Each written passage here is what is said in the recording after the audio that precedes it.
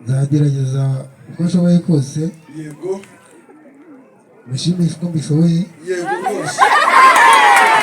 Yes. Nibyo. Sinzigera mwemukira n'umunsi n'umwe, urukundo mukunda ruzahora iteka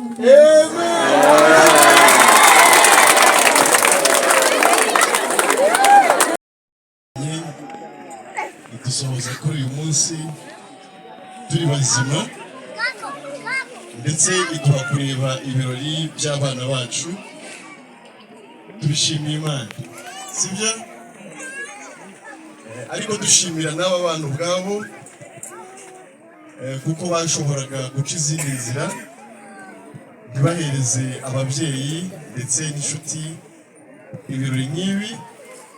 Turabashimiye rero ko bitwaye neza bakanyura inzira nziza,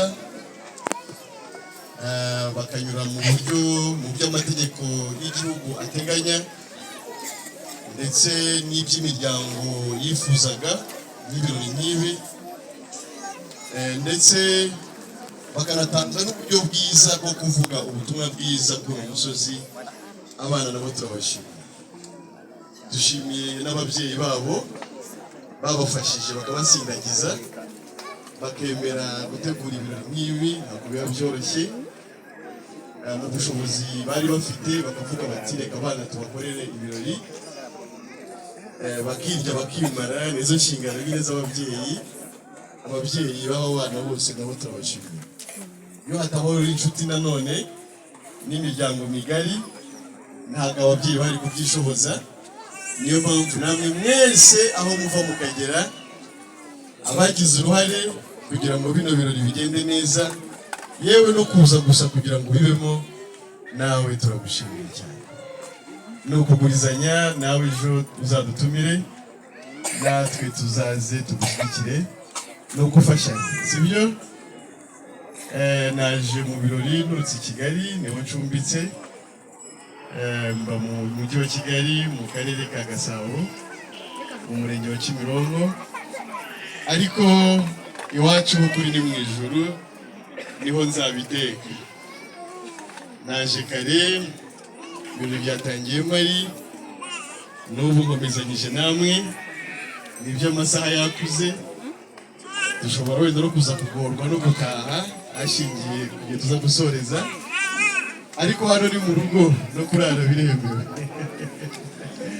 So nta kibazo rero, nahoze mbabwira ngo badushakire amatara kugira ngo nibikunda wenda se bukira tukiganira bijyanye n'uko ibirori byateguwe, tuze kuba tukirebana, sibyo? Ubwo nabyo nibikunda baze kubidukorera kugira ngo biriya ntibihagije, kubera ko ndabona ko habura igihe gito bukaza kwira. Ubwo rero nabyo baze kubiteganya kugira ngo ikiganiro cyacu kize gusoza neza, ko cyatangiye neza. Navuze ko iwacu ari mu ijuru, ariko nakwifuriza ko nawe iwanyu haba mu ijuru, kubera ko mu isi tuhaba igihe gitoya. Ese iminsi yo kuba mu isi murayizi? Ijambo ry'Imana rivuga ko iminsi turama hano mu isi ari imyaka 70, yaba myinshi ikaba 80, nayo irimo imiruho n'imibabaro myinshi cyane, sibyo? Urumva rero ni byiza ko umuntu amenya ko nyuma ya buno buzima hari ubundi, akamenya ko akwiye gutegura iherezo rye. No mu gihe cya Nowa ibirori byarakorwaga, abantu barashyingiranaga, abantu baracuruzaga, abantu bubakaga amazu, ariko umwuzure uza kubatungura. Ntabwo tuzi umunsi Yesu yaza gutwarira itorero ari ryo mugeni we, n'aka kanya yaza turi mwa bino birori. Niyo mpamvu umuntu agomba guhora yiteguye, kubera ko tutazi umunsi ndetse n'igihe. Ubukwe bwubahwe n'abantu bose, Abaheburayo mu gice 13. Ariko bishatse kuvuga iki?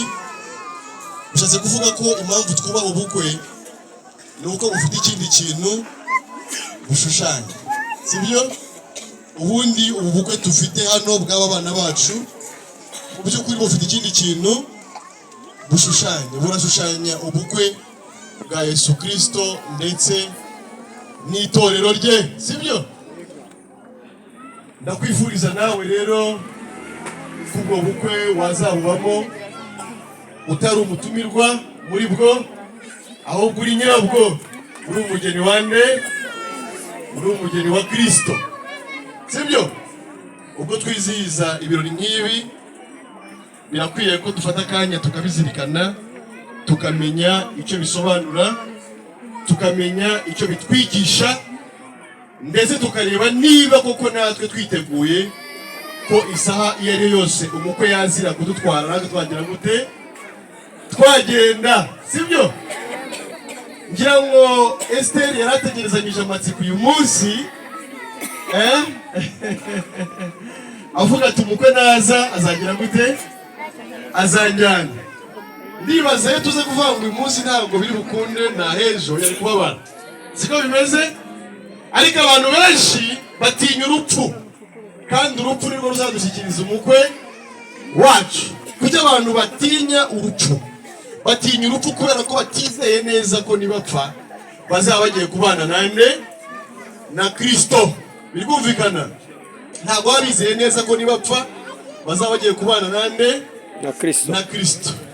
Nyamara bakaba basenga, bakaba baririmba, bakaba batanga icya 10 n'amaturo, bakaba bizihiza isabato, bakaba bagerageza gukora imihango y'idini nk'uko bayibatoje kuyikora, ariko bakaba nta byiringiro bizima bafite bifite ubugingo bibahamiriza yuko iwabo ari hehe, ari mu ijuru, sibyo? Uyu munsi rero turaganira ku bukwe, ariko tureba cyane ubukwe bwanjye. Ngewe ndi umupapa, ndubatse, mfite umudamu n'abana 3, maze imyaka irenga 10 mu rugo, ariko nanjye niteguye ubukwe. Nanjye niteguye ubukwe bwanjye na Kristo, sibyo? Ubwo bwari igishushanyo ubwo nakoze, nanjye niteguye ubundi bukwe. Icyampa nawe ukaba witeguye ubundi bukwe bwawe nande, na Kristo. Murabona atari byiza? Niba biryoshye gutya ari ubukwe bwo mu isi, tekereza ubukwe bwawe na Kristo uko buzaba bumeze. Reka dusome ibyanditswe byera, ndagerageza bishoboka byose muresha igihe gitoya kugira ngo turebe ko gahunda z'uyu munsi zaza kurangira butije cyane, kugira ngo abantu babashe gutaha, n'abajya kure tubashe kugerayo tubone n'ibidutwara. Turasoma mu Efeso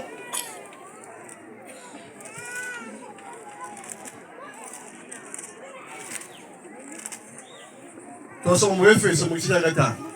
Ubundi bavuze mu Efeso baba bashatse kuvuga iki? Reka mbere kuri ako ngako bajya bahumburira Bibiliya gutya bati dusome mu Efeso, mu Bafilipi, mu Bagalatiya, mu Batesaloniki, mu Bakolosayi, mu Bakorino n'ahandi. Ariko se iyo mvuze ngo nasoma mu Efeso ubundi bivuze iki? Abefeso se ni bande?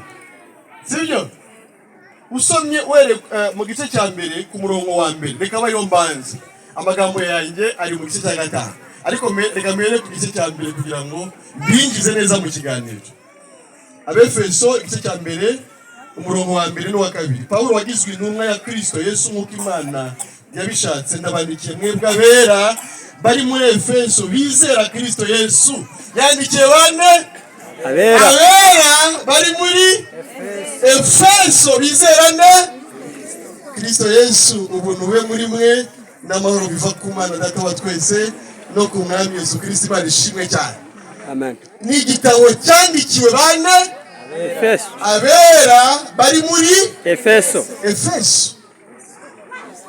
Wowe ukagisoma utari uwera, bityo ntiwumve n'ibigize iki gitabo kubera ko atari wowe cyandikiwe.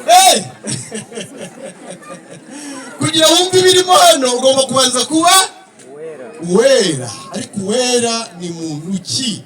Ese waba uwera gute? Twemeranye neza ko abera bonyine aribo bazajya he? Mu ijuru. Nibyo cyangwa si byo? Nibyo. Reka mbabwize ukuri, nta ijuru ry'abadive ribaho, nta ry'abadeperi ribaho, nta ry'abangilikani ribaho, nta ry'abarestoration ribaho, nta ry'abakatolike ribaho, nta ry'abisilamu ribaho. Ijuru ni irya bera.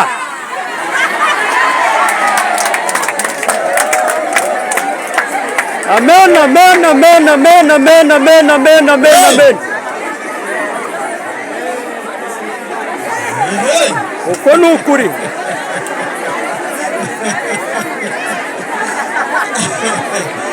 Yes. Bibiliya. Ntacyo nimuganire gatoya mugaruke. Umara kinjiye. Arakinjiye. Umuganire kuri aho gatoya mugaruke. Dukomeze ikiganiro.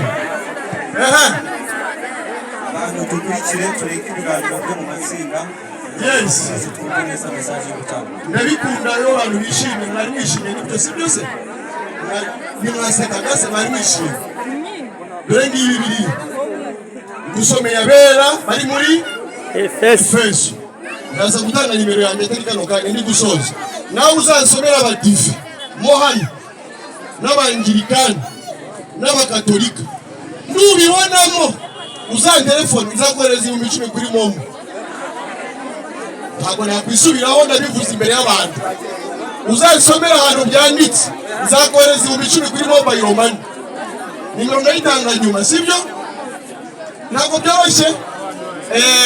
Noneho ariko musomeye abera bari muri Efeso. Ngiye mu Bafilipi wasanga ari abera bari i Filipi. Ngiye mu Batesalonike wasanga ari abera bari Tesalonike. Ngiye mu Bagalatiya wasanga ari abera bari Galatiya. Naele kugice cya mbere kugira mwumve neza ikiganiro cyako tuganira. Nawe uyu munsi nakwifuriza kuba uwera kugira ngo uzagere Mwijuru. Imana ishimwe cyane. Reka njye mu gice cya 5 sibyo tujyane. Mwihangane kugira ngo ureshe umwanya mutoya. Mwihangane kugira ngo nze gukoresha umwanya mutoya sibyo? Nimuganire nkabahakanya kuganira ndaza gukoresha umwanya munini kandi ntabwo ari byo nifuza. Abefeso igice cya 5 mwihangane gatoya.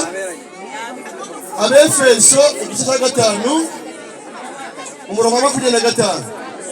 Ngiye kwinjira muri gahunda y'ubukwe nyirizina aho ndagaruka sibyo? Ngaho nimwe mwihanganye gatoya sibyo? Mwe mwihanganye gatoya sibyo? Ababyeyi bari hari inyuma mwihangane gato tujyane sibyo? Murakoze cyane. Abefeso 5:25. Bagabo mukunda abagore banyu nk'uko Kristo yakunze itorero akaryitangira. Nk'uko Kristo yakunze itorero akagira gute? Akaryitangira ngo ageze amaze kuryogesha amazi n'ijambo rye, aryishyire rifite ubwiza, ridafite ikizinga cyangwa umunkanyari cyangwa ikintu cyose gisa gityo, ahubwo ngo ribe iryera ridafite inenge. Imana ishimwe cyane. Itorero Kristo azishyira ni iryera ridafite iki? inenge. Ridafite inenge, ridafite ikizinga icyo ari cyo cyose. Umuntu wera udafite inenge imbere y'Imana niwe mu itorero ry'iki? Ry'Imana. Nibyo. Abageni bacu bahagurutse. Mwihangane muhaguruke, mwananiwe. Ariko mwihangane muhaguruke.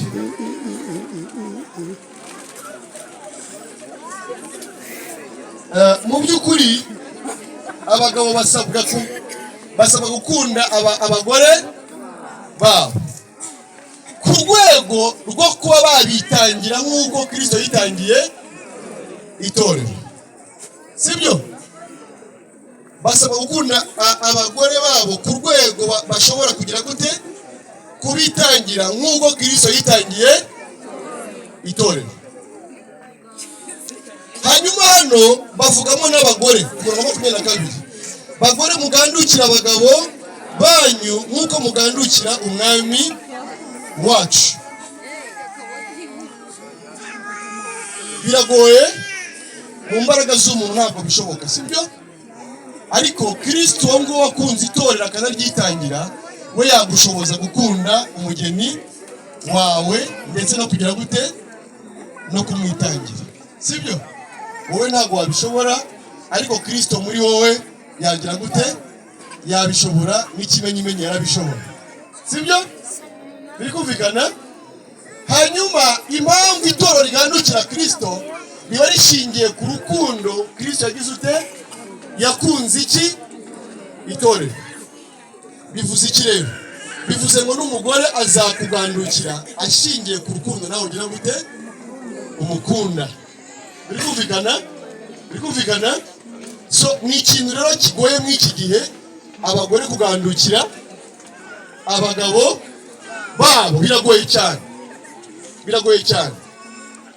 Ariko umuntu ufite Kristo nawe yamushoboza kugira gute kugandukira umugabo we. Abagabo nanjye ndiwe muri make, buri abagabo ushobora kumutekera ibiryo byiza Esteri, sibyo?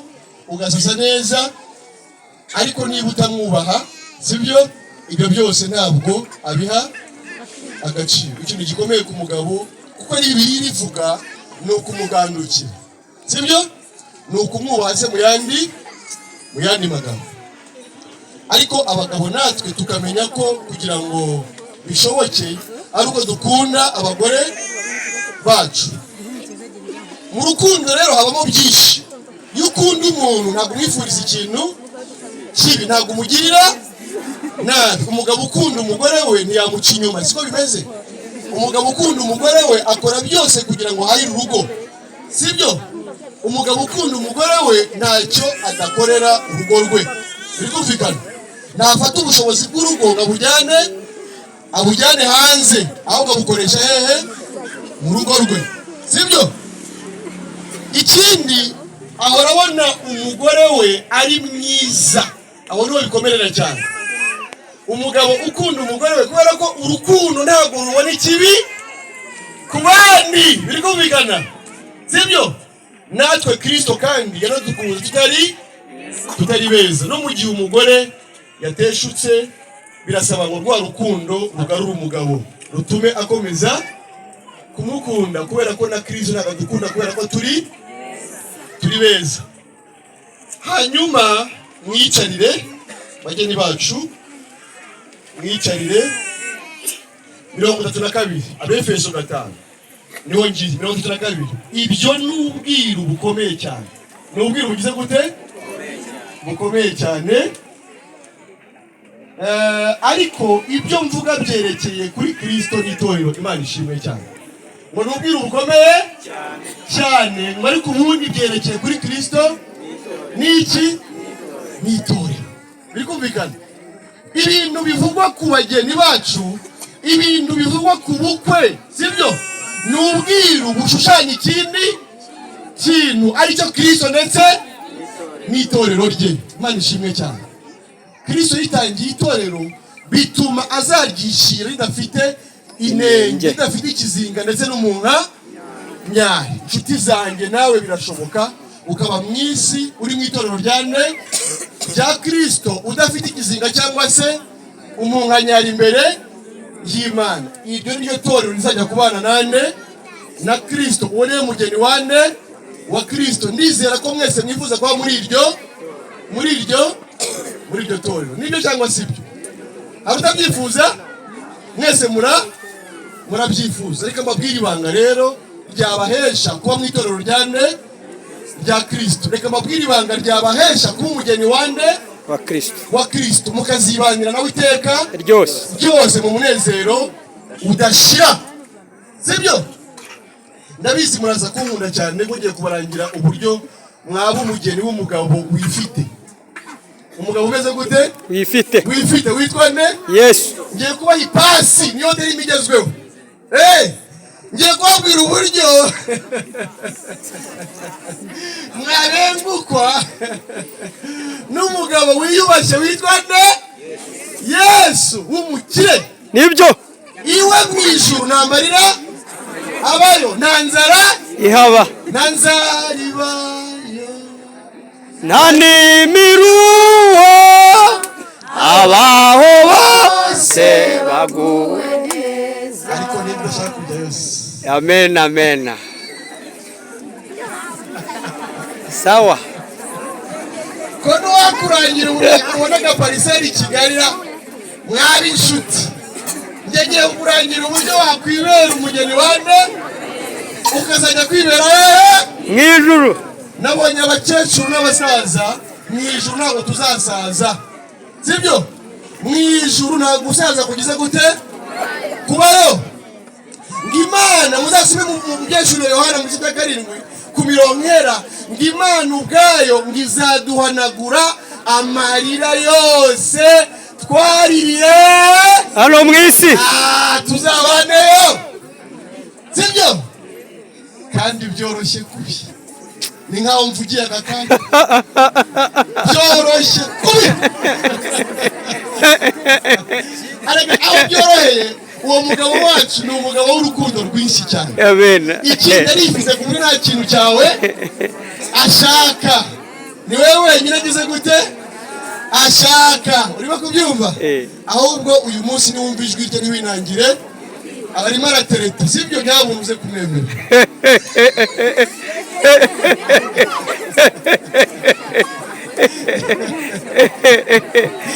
amen uwo mugabo rero witwa Yesu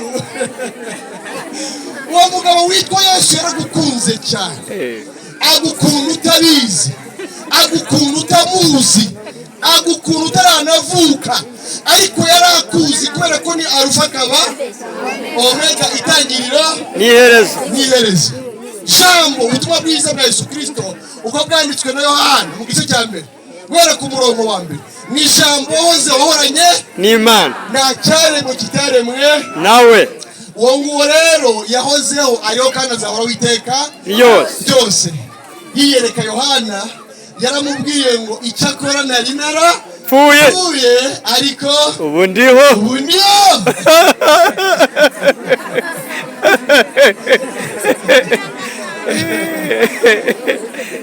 ubundi ikintu cyari kuzakubuza kubana na Kristo ni icyaha nibyo cyangwa sibyo nibyo n'ubundi Imana yaremye umuntu ishaka kubana nawe sibyo se imushyira ahantu heza mu ngobyi ya Edeni imuha n'umufasha witwa nde Eva irababwira ngo mubyare mwuzure isi sibyo ariko umwanzi aza gushuka umuntu Imana irababwiye ngo mwemerewe kurya ku biti byose byo mwino ngobyi ariko igiti cy'ubwenge kimenyekanisha icyiza ntimukakirye umunsi mwakiriho no gupfa mperuka kujya mwivuga butumwa Rubavu abantu barambaza ngo none se ngo icyo giti ko ari Imana yagishyizemo icyo giti ko ari Imana yagishyize mu iyo ngobyi si yatumye bakora icyaha akababwira ati hoya mama twese ngende umubyeyi iwanjye mu rugo hari ibintu byinshi nahashyize kandi bifite akamaro siko bimeze muri ibyo bintu harimo n'amashanyarazi sibyo njya mwira abana banjye ngo ntimugakozemo icyuma hariya mu mashanyarazi umuriro utazabica siko bimeze agishyizemo umuriro ukamwica ninjye waba waramugiriye nabi amashanyarazi nayazanye yari afite akamaro ko kubacanira bakabona sibyo ariko yakoresheje mu buryo butari bwo kiriya giti cyari gifite umumaro wacyo sibyo ariko Imana iravuga ngo ntimukagicokoze ntimukakirye umunsi mwakiriho no gupfa ntabwo Imana yakoze icyaha ibyo yarenye byose byari byiza mu mumaro wa buri kintu urimo murabyumva sibyo umwanzi shitani yahoze mu ijuru shitani yahoze mu ijuru ari umumarayika sibyo ariko ubwibone bumutera kwishyira hejuru Imana imuca mu ijuru amanukana Bibiliya ica amarenga cyane ivugira mu migani amanukana na 1/3 cy'inyenyeri mu yandi magambo ni 1/3 cy'abamarayika sibyo abo ni abamarayika b'umwijima abo tuzabacira imanza abera bazacira n'abamarayika imanza ntabwo icyo ari cyigisho cy'uno munsi ibyo ni icyabiri nibyo Shitani rero araza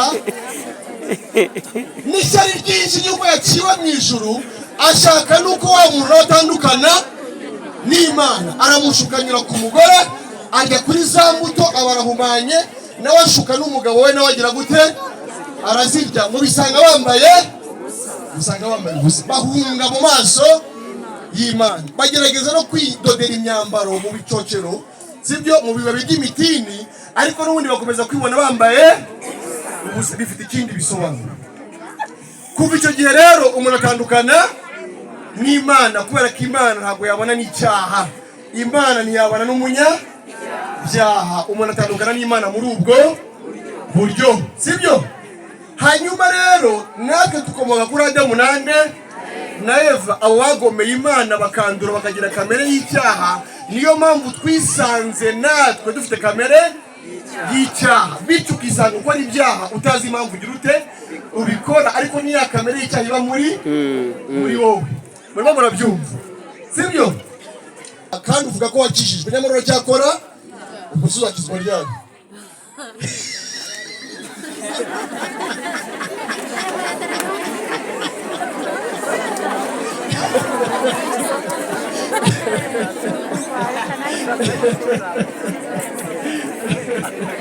Niba agakiza ari ukureka ibyaha, sibyo? Kandi bakubwiye ko wagize ute wakishijwe, kandi uracyakora, none uzakizwa ryari?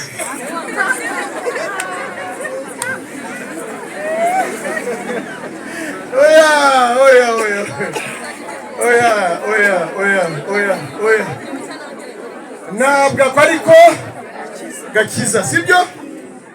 Aho reka mbabwira gakiza, ubundi tuze gusozanya na gahunda n'ubundi y'abageni. Ngiye kubabwira gakiza gusa, sibyo? Luka 1:77 ni ubuhanuzi bwavugaga kuri Yohana, sibyo? Kandi nawe mwana uzaba umuhanuzi w'isumba byose, kuko uzabanziriza umwami Imana kugira ngo utunganye inzira zimwe no kumenyesha abantu be iby'agakiza, ko ari ukubabarirwa ibyaha byaha. Agakiza ni ukubabarirwa iki? Ntabwo agakiza ari ukureka. Mwabyumvise?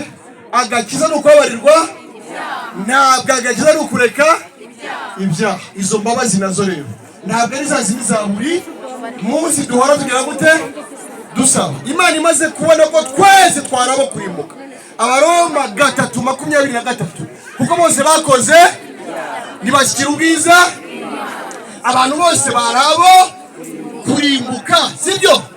Imana dushakiye inzira twakiriramo, itegura Yesu wa undi jambo nababwiye utarigeze kumenya icya wahoranye, kandi wari jambo yihindura umuntu abana natwe. Yesu yambara umubiri wacu kugira ngo aze gukiza umwana w'umuntu, aza guhagarara mu mwanya wacu yambaye umubiri nk'uwo tugize gute twambaye. Ariko ibanga diferansi kiduranyi cyacu na Yesu niki, nuko atabyawe ku bushake bw'umugabo ndetse n'umugore. Nta mbuto y'umugabo yinjiye muri Mariya, ni imbuto y'umwuka wera yinjiye muri ne, abyara uwera witwa ne Yesu Kristo. Niyo mpamvu Yesu yabaye mu isi imyaka 33, arageragezwa mu buryo bwose, nkatwe ntiyakora icyaha. Mwabyumvise? Niyo mpamvu Yesu atakoze iki? Nuko atavutse ku bushake bw'umugabo ndetse n'umugore. Ya kamere y'icyaha we ntayo yagize ute? Ntayo yavukanye. Biri kumvikana? Inkuru nziza rero nuko Yesu yakiranutse, ariho yaje gucungura. Nyumva neza, inkuru nziza nuko Yesu yakiranutse, ariho yaje kugira ute? Gucungura. Bivuze ngo iki?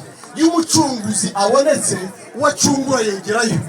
Umucunguzi agakora ibyo uwacungura yananiwe kugira gute? Gukora. Ibyo umucunguzi akoze bikitirirwa yaje gucungura. Amashyi menshi kuri Yesu. Amen, amen, amen, amen, amen, amen, amen, amen, amen, amen. Ntabishobora gukiranuka ijana, ariko umucunguzi wanjye yarakiranutse ijana. Ubwo yakiranutse ari njyewe yaje gucungura, gukiranuka kwe kwahindutse kwanjye. Yes. Umuntu wamukiranutsi rero abazweho gukiranuka k'umucunguzi we ari we ne Kristo Yesu. Yesu. Nk'uko nawe yatwaye ibyaha byawe atarakoze icyaha na kimwe, sibyo se? Ibyo ni mubyemera se?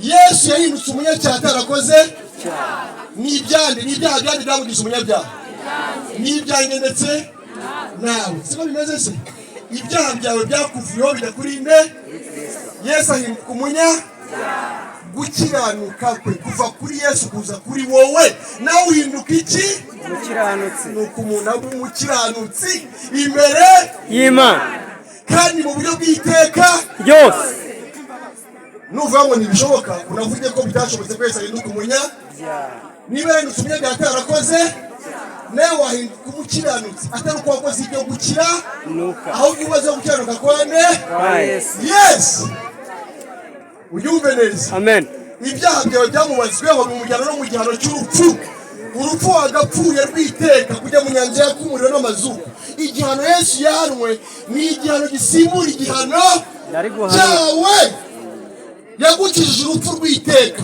yagukijije kurimbuka yatwaye ibyaha byawe n'igihano cyabyo ibyaha byanjye bihamba mu mva maze arazuka ngo ampuze nase nagaruka nzamushimire ibyaha byanjye bihambaye he mumva byarazutse se oye Yesu wagize ute wazutse ntabwo ari ibyaha byagize gute Yes amen anyishyuriye ya myenda yose yambabarira atumanera de none se kuririmba ngo yatumye wera de ukavuga ngo ntabwo uri uwera ni ukubera iki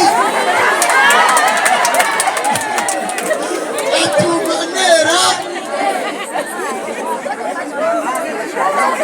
Yes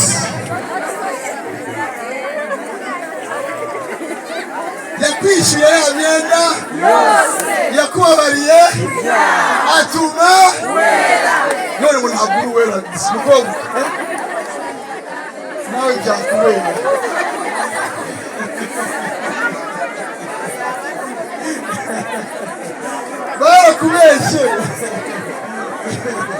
barakubeshye ibintu byinshi ndagira ngo wibere uwera uyu munsi nawe tuzabane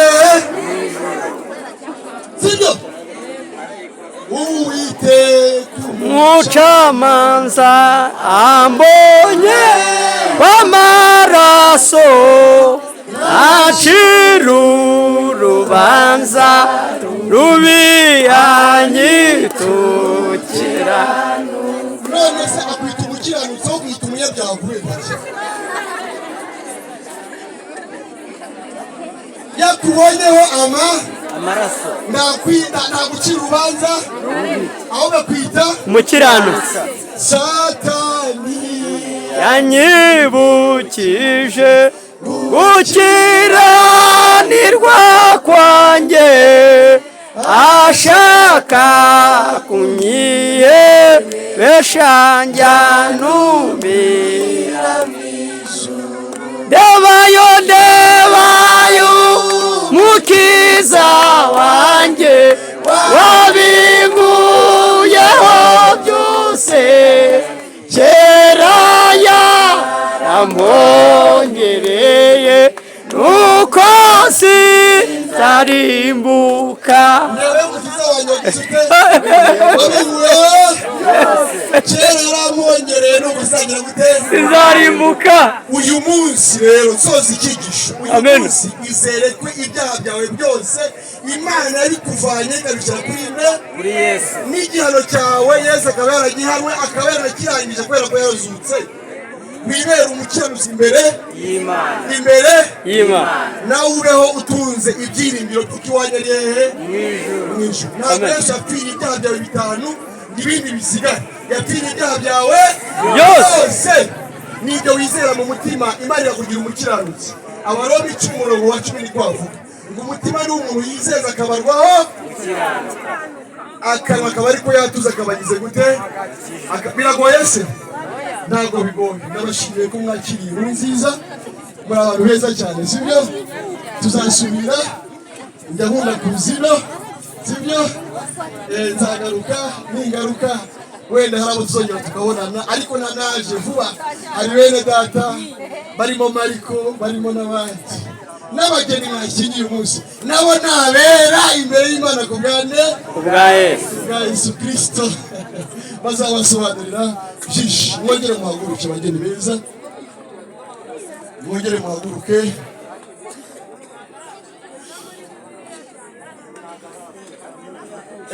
Mwe mwihanganye tube mu bukwe sibyo? Mwihangane tube mu bukwe. Abaganira mwihangane gatoya sibyo? Tubane ntimwaje mu bukwe. Yes, iyo umuntu rero yagize ibirori nk'ibi afite umunezero mwinshi, akabasha no gusobanura mu magambo makeya, ni ibintu biba byamurenze. Aba bageni bacu ntabwo twabayeho abageni tuzi ko bimeze, ariko nyine wari umunsi wabo sibyo? Wari umunsi wabo, mugomba kubashyigikira mukabana nabo. Abagenda babe bihanganye, ntabwo dutinda rwose, turi kugera ku musozo. Twihangane dusozanye nabo ibirori sibyo? Ndagira ngo duhereze umwanya abageni bacu batubwire ibyiyumvo byabo n'abantu bagiye kubana uyu munsi, batubwire uko bari kubyumva mu mitima yabo. Ubundi isezerano ryabaye hagati y'aba bantu bombi siko bimeze? Isezerano ryabaye hagati y'aba bantu bombi siko biri sibyo? Isezerano ryabaye hagati y'aba bantu bombi. N'uyu munsi ntabwo baje gusezerana imbere y'Imana, basezeranye imbere y'Imana kera. Igihe Imana iremeza mu mitima yabo ko bazabana nk'umugabo n'umugore, burya bari bagize gute? Bari basezeranye sibyo? Rero murabyumva, baje no kubitangariza imiryango sibyo? Babijyanye no kubijyanisha mu mategeko, ariko imbere y'Imana burya niho hagize gute? Niho habanje. Abantu yabicurika sibyo? Bagaheruka imbere y'Imana, ariko ntabwo ariko bikwiye kuba bigize gute? Bimeze. Ariko ntabwo ari imbere y'Imana babagiye. Aba bantu rero basezeranye imbere y'Imana. Uyu munsi kwari kwiyamiriza inshuti n'abavandimwe n'imiryango sibyo? Ariko ubundi bamaze gusezerana imbere y'Imana sibyo? Ndagira ngo biduhamirize n'imbere y'imbaga ingana gutya, batubwire niba ibyo tuvuga ari byo. Ese mwaba mwaremeranijwe nyine kubana koko imbere y'Imana? Yego cyangwa ho? Yego cyane. Yego cyane. Yego cyane. Yego bemeranijwe kubana imbere y'Imana. Baravuze ngo yego ndetse cyane. Basezerana hagati yabo. Umwe abwira undi ndifuza ko tuzabana, nanjye nagize gute? Bari basezeranye imbere. Imana ibaheze ubundi. Imana ibahe. Imana ibera ahantu hose. Nibyo cyangwa sibi? Nibyo cyangwa sibi? Babiganira Imana yari hari cyangwa ntabwo yari hari?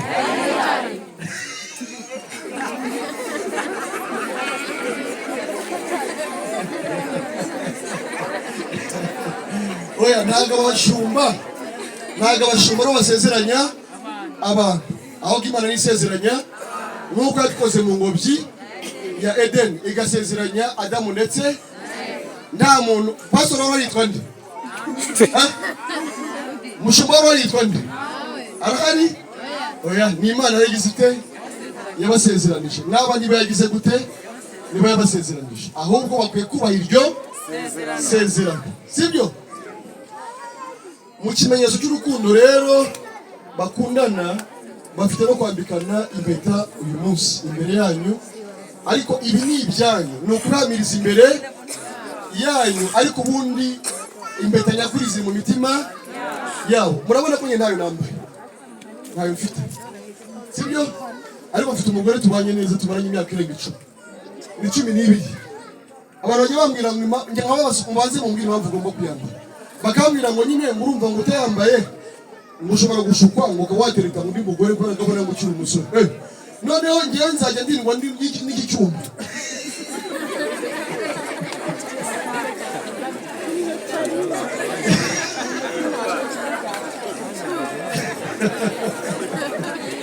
ntawubwira oya njyewe ikindinda ni urukundo nkunda umugore wanjye sibyo, ni ubudaheruka buri mu mutima wanjye, ntabwo ari impeta sibyo, ariko kubera abantu sibyo, kubera abantu n'aba bana nzi neza ko bakundana urukundo rutaryarya kubera ko ari abana b'Imana, kubera mwebwe sibyo, niyo mpamvu bateguye no kwambikana impeta, si ku bwabo cyane ahubwo ni ku bwanyu sibyo, kugira ngo muze kubona ko byose byagenze neza. Muri impeta bazambikanye twabibonye.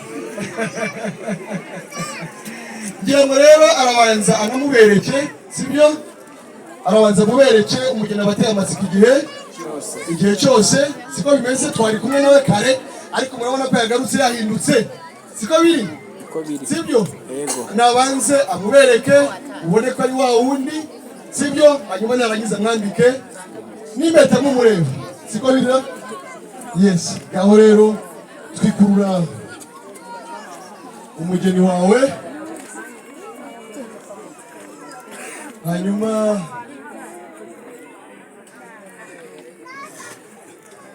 nushaka uramubwira amagambo wateguye kumubwira tutazi.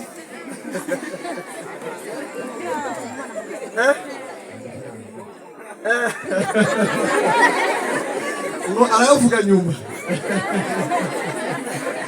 Byiza cyane, ubwo ni bwiza sibyo, ujye ubishushanya mu bukwe bwawe nande na Kristo, bizaba ari byiza cyane, mukoma amashyi menshi cyane.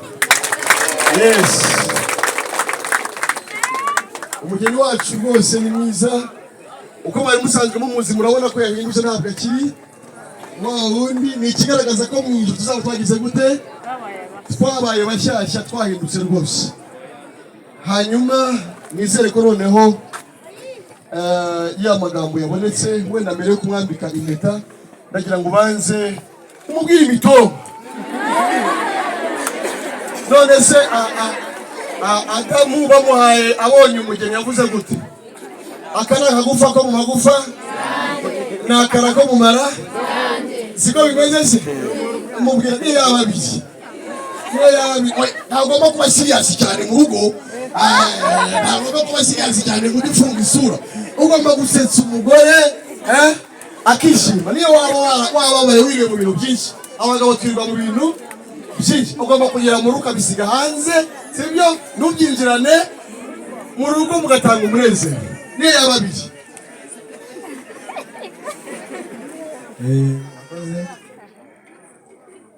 Nkuko abizi n'ubundi nyine arabizi ko mukunda cyane, ariko ndumva icyo namusezeranya ari ikintu kimwe.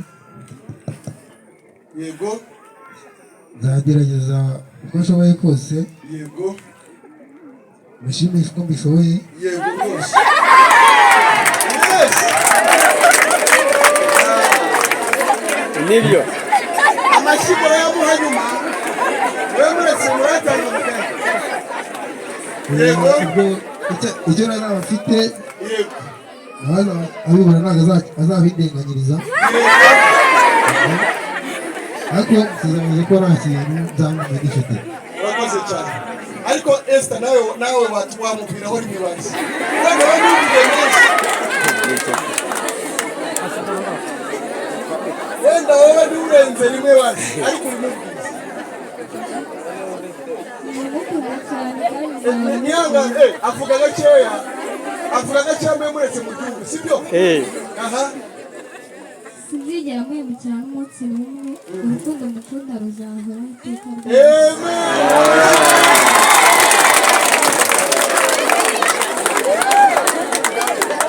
abantu bagiye bahombye cyane, bahombye babonye iki se? Kare musi yavuze, barabaga bagira amagambo wa yavuze, ntabwo yigeze bahereza umwanya ngo bavuge. Gusa abagiye hari ikintu babonye, abantu bari gufata tuno tuvuga ako gafite uzakamera abageni sibyo? Nabonye na kameramani yafashe amafoto, ariko ako gafite uzagakuremo neza aho ngaho ugashyiraho kuri flash ukohereza abageni bacu sibyo? Hanyuma Esther natangira guhemukira umugabo ajya akamwereka cyane, wavuze ngo ntabwo uzigera. Baba abageni bacu ni beza, barasobanutse sibyo se? uru rugo ruraryoshye rufite ibyishimo sibyo namwe muzagira urugo rwiza rufite ibyishimo n'abantu batishimaga guhera uyu munsi mwishime ku bwande ku bwa Yesu Kristo ya mpeta n'ibihari iri hafi okay very good ni ikimenyetso cy'urukundo nanone rwa rukundo mukunda agiye kugaragaza ko ari we wenyine yahisemo ko ari we yambitse impeta y'urukundo okay zamura akaboko banafotore ariko ntumukingirize bamurebe okay sawa voilà amashyi menshi amashyi ari make amashyi menshi abakobwa bari hano bari kuvuga ngo kuko ngiye ngo burangwa yambitse nawe koma amashyi nawe umunsi wawe uzagera akibokanya ngaho rero twagiye voilà mbega ibintu byiza cyane Imana ishimwe ko nanjye mfite ubundi bukwe bwa Yesu naho ubundi ntabwo byoroshye Imana ishimwe cyane abageni bacu rero mubonye ko mu by'ukuri bahamirije imbere yanyu urukundo bakundana sibyo ikindi uzababona akabona bari kumwe impamvu y'ibi byose akabona bari kumwe ntazibaze impamvu akabona umugore asohotse mu rugo rw'umugabo azamenye ko ari abantu biyemeje kubana nk'umugore ndetse n'umugabo ntazategereze ngo ni abantu bari gushurashura bari gusambana ahubwo ni umugore ndetse n'umugabo byabaye imbere y'Imana guhera igihe babyemeranyagaho bombi ariko mu mategeko babimenye hari mu kwezi gushize nibyo ku itariki 20 n'eshanu niho babyandikishije kwa gitifu imbere y'imiryango bibaye uyu munsi n'imiryango ibihaye iki umugisha imigisha Imana yabahaye n'iyi miryango ibahaye izabe ku rugo rwanyu nibyo tubifurije Imana ishimwe iteka ryose amen.